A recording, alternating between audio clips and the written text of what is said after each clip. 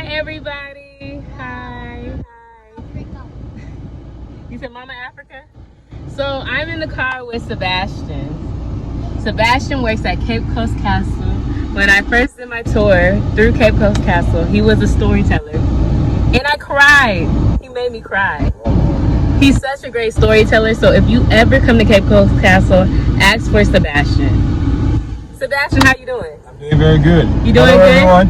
Hey. So can you tell us about your experience? How long have you been working at Cape Coast Castle? I've been working at the castle for like 9 years. 9 years. That's right. And it's been a bumpy ride. Bumpy? What makes it bumpy? Well, you know, sometimes you tell the story, people disagree with you, and all that stuff. You know, even Africans, when you tell them the truth, they will be like, "No, you can't. Blame the victim. You have to blame the white folks." But looking at the whole thing that happened, it wasn't only the white folks that did it. Africans played a role. There was no smoke without fire. So he's talking about Africans enslaving Africans, That's not right. just white folks enslaving Africans. Yeah. That's deep. That's deep. Yeah. So you do this every day? I do this every day. Every day. Every And single day. how is the experience talking to other people that are not from the continent? Okay, so some of them feel very sad about the whole story. They sympathize with Africans that went through everything. Some of them too look at you and be like, well, after all, your people played a role in it, so they just like, it's not nice, but they say it anyway. So. Wow. Okay. And so with the year of the return just happening, how did African Americans feel about it? Well, some of them came here to party. They didn't come here to listen to anything or go through this experience.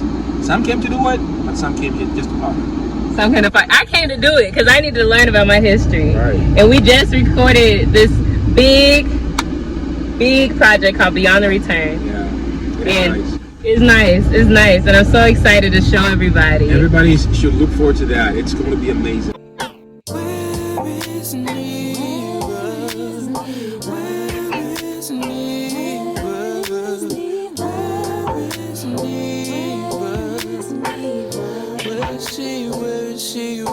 Hello, beautiful people. Hello, and welcome back to another episode of Where is Neva? Where is Neva? Where am I? Not singing ain't my job. I'll leave it to them. Anyways, welcome. Thank you again for tuning into another episode of Where is Neva. If this is your first time, hey. If this is your second time, what's up? Third, fourth, I'm glad you're here. I love y'all unconditionally, and I'm sending you love, reassurance, happiness always. In this episode of Where is Neva, we are going to talk about Beyond the Return, poetry, visual, the back end of the situation, because that story is nuts, literally nuts, of how I even birthed the project. Like, listen, that was out of my control. So if you did not watch my recent video of Cape Coast Castle, please watch that video. Also, if you haven't watched the video about Beyond the Return, you need to watch that video as well. So, because then it'll all just click and it'll all make sense. And I need you all to be up here with me. So if you haven't, pause, go do that. If you have, come on, keep on coming. So, Beyond the Return PV was incredible.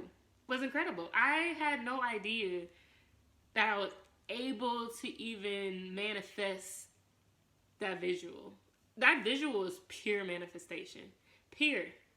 So when I went to Cape Coast Castle, my intuition, my God told me do not record. And I was confused because I'm a content creator. And I wanted to show you all Cape Coast Castle. But God was like, Geneva, no, we're not doing that today. I need you to take this experience in and let it marinate. So I listened. I'm obedient to God and my intuition. Well, I'm working on it. So I listened to it. I couldn't even pick up my phone. So as I was doing this tour and listening to Sebastian continue to talk us through the process of Cape Coast Castle, the last thing he said to us was,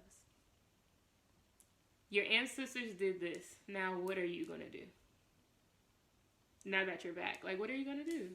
And that sat and resonated with me because I was like, yo, my family, my friends, my black folks, they need to know about Cape Coast Castle. Not only that, they need to know what happened. They need to know their history, and not just by reading history books, not just by watching documentaries, but message needs to come in different ways. And so after I went on that tour, I rode back to the city, and I sat with those feelings, and I didn't know what I was going to do. I didn't know what I was going to do. And then I revisited some of my old poetry, because I'm a poet as well. So I revisited some of my old poetry, and I read this poem that I wrote some years ago, or even last year. And I said, this is resonating with me. This is sitting with me. And so I took this poem, and I sent it to this guy named Muhammad Black, who is a creative director in Ghana. And I sent it to him, and I was like, I don't know what I want to do with this, but I think I want to make a poetry visual out of this. Like, can you help me? And he was like, of course I can help you. Create a mood board. And I said, a mood board? I don't know what a mood board is. And so he sent me an example of a mood board. And so I took my poem and made a mood board out of it. And I sat with it, and then I asked my cousin, and I was like, hey, can you tell me what you think about this?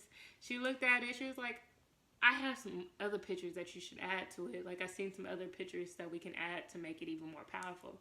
I was like, please help me out, sis. I need some help. She started adding photos to the mood board, and it just kept on getting powerful and powerful and powerful.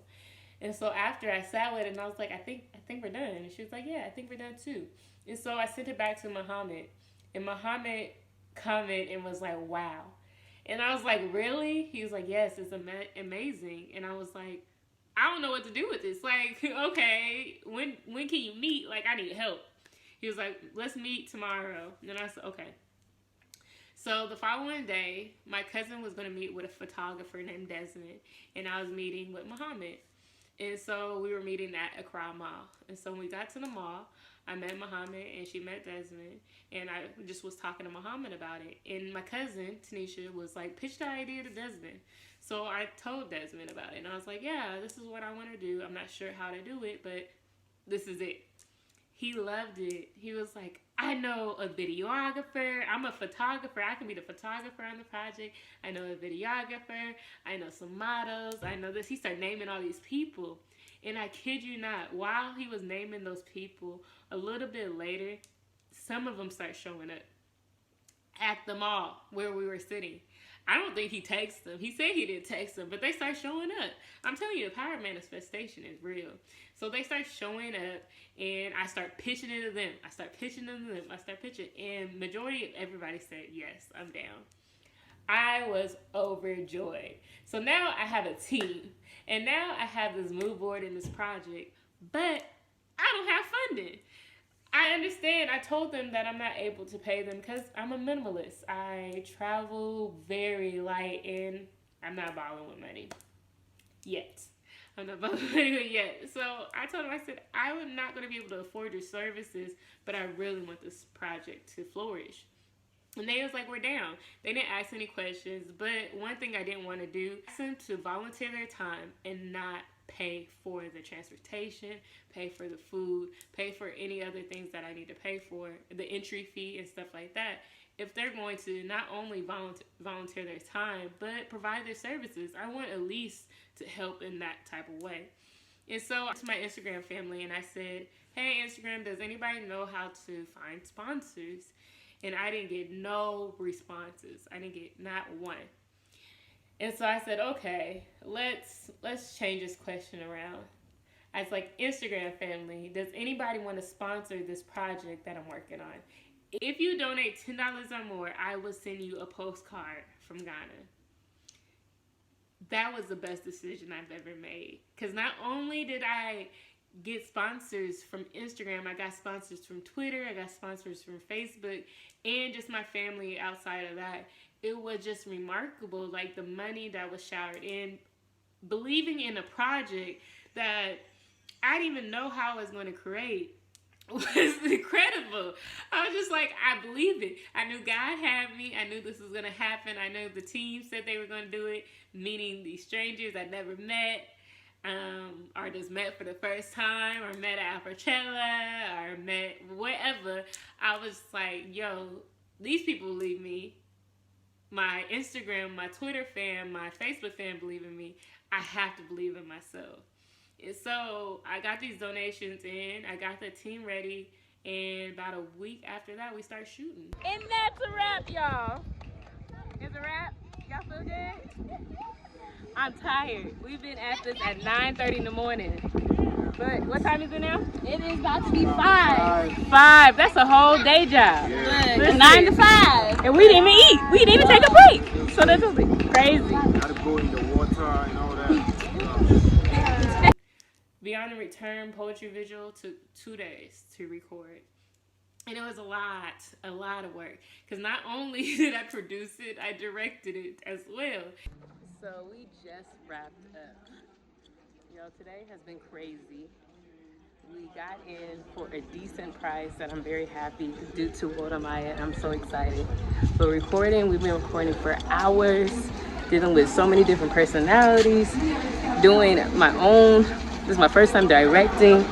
Yo, I am exhausted. I am tired, but I'm pleased and I hope I did my ancestors justice. And everybody on the team was working and working. Oh my gosh, the camera crew and the videographer and the photographers, and kudos to this day. Kudos to them because they showed up and showed out. And I'm so grateful that they trusted me and did that amazing work. To the models, to the stylist, Muhammad, you are incredible. You are a genius. Like, literally, I could not have done it without that team. Hey! See you, Lordy!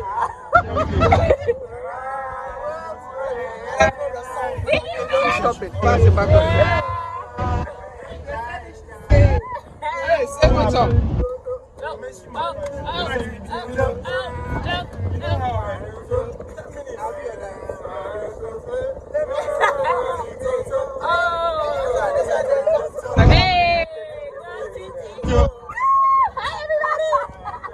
Y'all, and God and universe, and listen, the power of manifestation and listening to your intuition is the reason why that even happened. Is the reason why it happened, because if you told me 2 months before or a month before I went to Ghana that was going to happen, I would look at you crazy, because I didn't even know how I was even going to Ghana, because I lost my passport, or they lost my passport, and I didn't know how I was going to even afford the trip. So now that I went in as a team, we created Beyond the Return poetry visual. To this day, I'm shook. To this day, I'm just amazed. So, to my team, I'm honored to know you all. You all are extreme blessings. I love you. I love you. I love you. To Sakina, to Glenn, to Muhammad, to Mama, to Wildest, to Teddy Bear, to King, to, I'm missing a lot of other people, Felix, Tanisha, Desmond, Tay,